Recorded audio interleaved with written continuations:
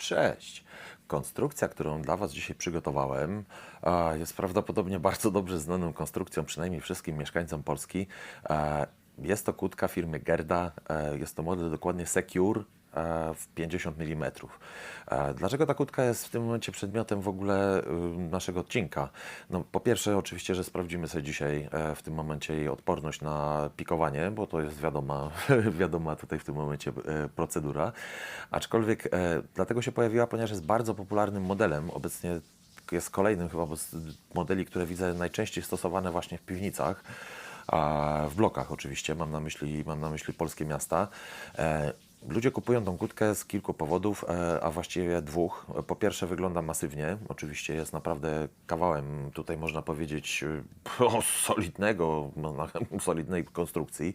Już Wam nawet pokażę, jak wygląda grubość jej szekli, tylko sobie wyzorujemy narzędzie. Już sobie tutaj zjedziemy. Grubość szekli tej kłódki to jest 9,62, także tutaj jest ponad 9 mm, prawie 10. Jest to naprawdę kawałek, tutaj można powiedzieć, spory hartowanej stali. Przynajmniej według tego, co producent oczywiście twierdził, umiejscowiając tutaj napis w tym momencie hardened. I drugim powodem w tym momencie, dlaczego jest wybierana ta kłódka jako kłódka w tym momencie dość bezpieczna, jest ten rdzeń. Ten rdzeń tutaj jest to rdzeń dyskowy.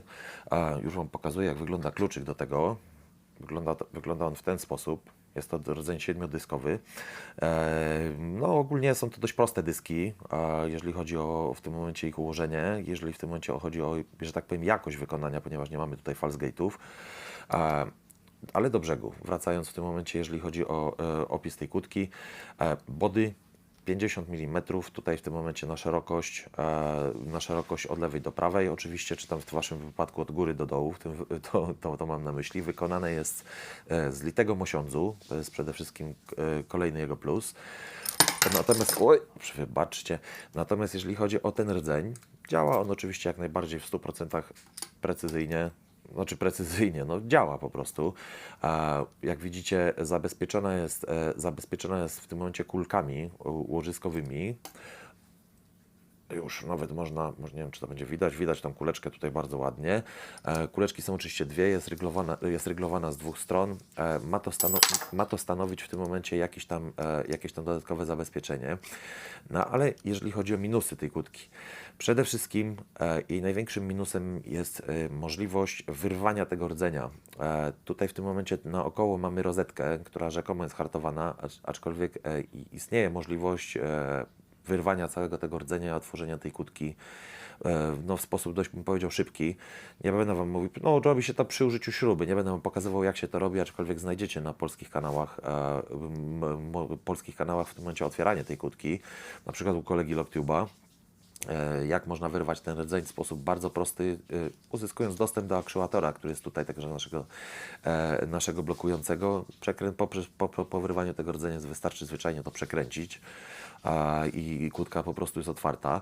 Producent reklamuje ją przede wszystkim jako kłódkę do stosowania, można powiedzieć w tej chwili w zapylonych przestrzeniach, gdzieś tam pełnych smarów, czyli definitywnie można ustalić, że jest to przeznaczona przez nich kłódka do stosowania jako kłódka typu LOTO, czyli Lockout Tagout, do zamykania różnych tam zaworów przemysłowych. Podejrzewam, że podświadomie producent rozumie, albo nie tyle podświadomie, tylko to był celowy zabieg mówiący o tym, że ta kłódka nie nadaje się za bardzo do zabezpieczania czegoś tak na poważnie, bym powiedział. Mam na myśli jakiegoś tam mienia o jakiejś wartości, czy tam powiedzmy piwnic, z racji tego, że łatwo po prostu usunąć ten rdzeń. Stąd też tutaj jest ta moja uwaga. Kłódka nie jest pod tym względem zbyt bezpieczna. Jeżeli byśmy brali pod uwagę wszystkie pozostałe aspekty, oczywiście jak najbardziej jest to fajna konstrukcja, ale możliwość wyrwania rdzenia zdecydowanie dyskwalifikuje ją tutaj w jakimkolwiek aspekcie, poza oczywiście zastosowaniami typu Lockout Tagout.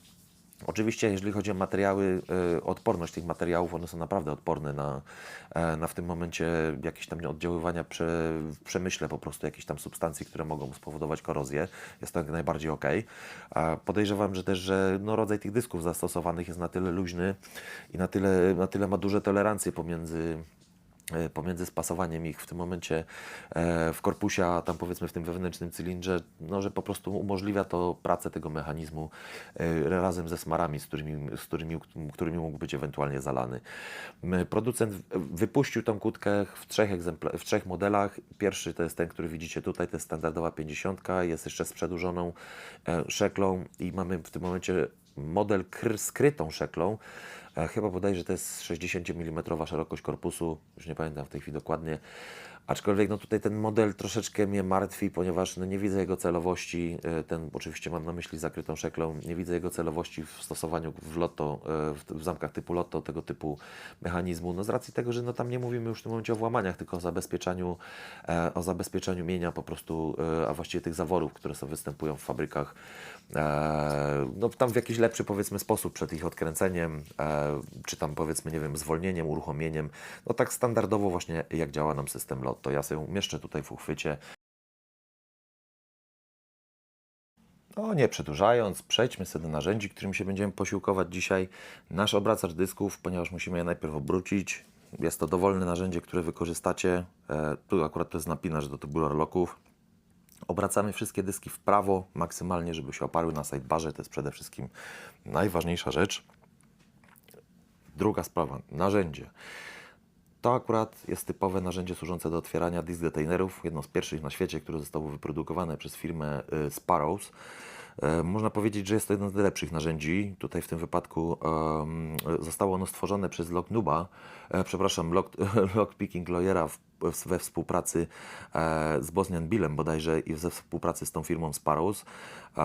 Ono zostało tam zmodyfikowane nieznacznie w porównaniu, tam można powiedzieć chińskie narzędzia, troszeczkę zostały pierwsze zmodyfikowane. To narzędzie to jest pierwsze takie, można powiedzieć, półprofesjonalne, które służy do otwierania tego typu zamków. I oczywiście moja nieśmiertelna podkładeczka z długopisu, który pociąłem parę tygodni temu w celu uzyskania możliwości właśnie stabilizowania tego narzędzia. Narzędzie umiejscowiamy sobie tutaj z góry, napinamy je z pierwszego dysku, ponieważ pierwszy dysk jest w tym wypadku dyskiem zerowym. To nam troszeczkę ułatwia, tutaj można powiedzieć, sprawę. Także idziemy do dysku numer 2. Dysk numer 2 troszeczkę binduje. O, teraz zdecydowanie było słychać ładny klik. Wracam do dysku numer 3. Binduje. Bardzo ładny klik. Numer 4. Znowu ładny klik. Dysk numer 5 jest w tym wypadku dyskiem, z którego możemy napiąć dyskiem zerowym. On jest na pewno w bramce, teraz czuję. Dysk numer 6. Napnijmy sobie ten dysk numer 6. On teraz ciasno binduje na pewno. Oj, bardzo ciasno.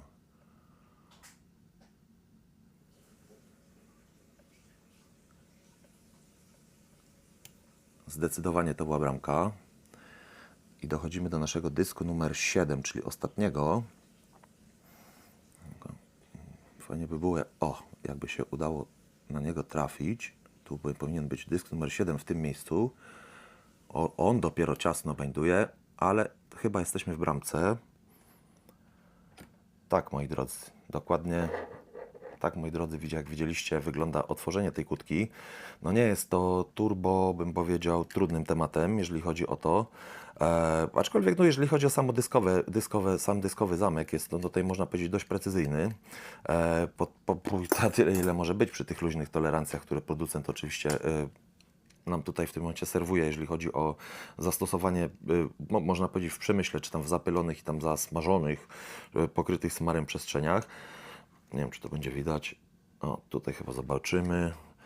O, coś tam może będzie widać. Tak, macie te dyski poprzekręcane w środku. Jeżeli chodzi o tą kłódkę, to jest po prostu tyle. Jeżeli uważacie, że ten film się Wam podobał, oczywiście zostawcie łapkę w górę, subskrybujcie. Jeżeli macie jakieś pytania, prosiłbym o zadawanie jak zawsze w sekcji komentarzy. Ode mnie to na dzisiaj to można powiedzieć właściwie wszystko. Trzymajcie się jak zawsze. Hejka.